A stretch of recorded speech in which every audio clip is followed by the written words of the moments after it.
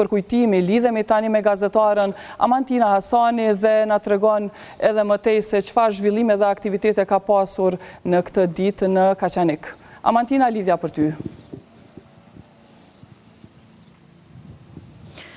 Po Linda, faktikisht fshati Stagovi i komunës së Kaçanikut është një ndër fshatrat e shumë të Kosovës që është përballur me nga tragjeditë më të mëdha të vitit 1999, pra të luftës së fundit në Kosovë. Bëhet fjalë për masakrën që ka përjetuar ky fshat ku kanë rënë 13 martir nga 7 vjeç deri në 94 më moshuara.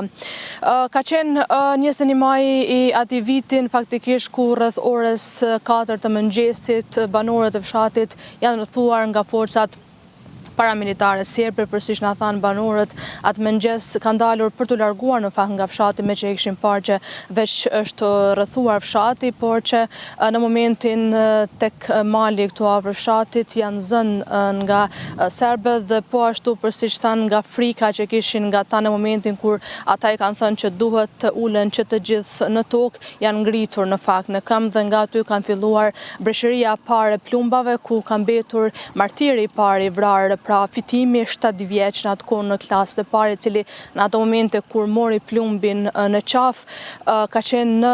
duart e nënës së tij, e cila në të njëjtën kohë është plagosur, pra plumbi ka kaluar nga dora e saj tek qafa e tij dhe djali përsiç tha vetë zonja ka jetuar diku edhe për rreth 15 minuta, por në momentin kur e ka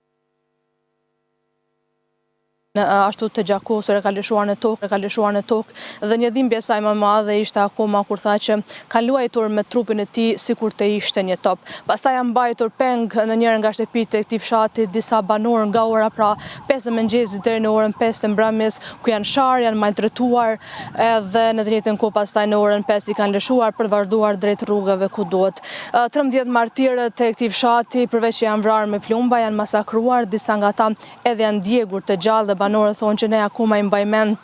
britmat e tyre gjatë momentin kur trupat po digjeshin pra të gjallë. Sot u mbajt një përkujtim në këtë shkollë që mban edhe emrin e dëshmorit komandantit Agim Bajrami nga nxënësit këtu në klasë, të cilët përveç kësaj e përkujtuan edhe me një plak fitimin që nuk e vazhdoi dot mësimin më shumë se sa vetëm klasën e parë. Të pranishëm qenë shumë familjar, shumë banorë të fshatit këtu, po ashtu ishte e pranishme edhe nga komuna, po ashtu edhe nga përfaqësues të OVLOQK-s. Nga të gjithë një zëri u kërkua edhe një herë që gjithë kjo sakrificë mos harrohet, por që gjithsesi ata kërkuan fort që gjithë kjo masakër dikur ta marrë drejtësinë, me që është nga të shumtat në vendin tonë që akoma nuk ka një fajtor.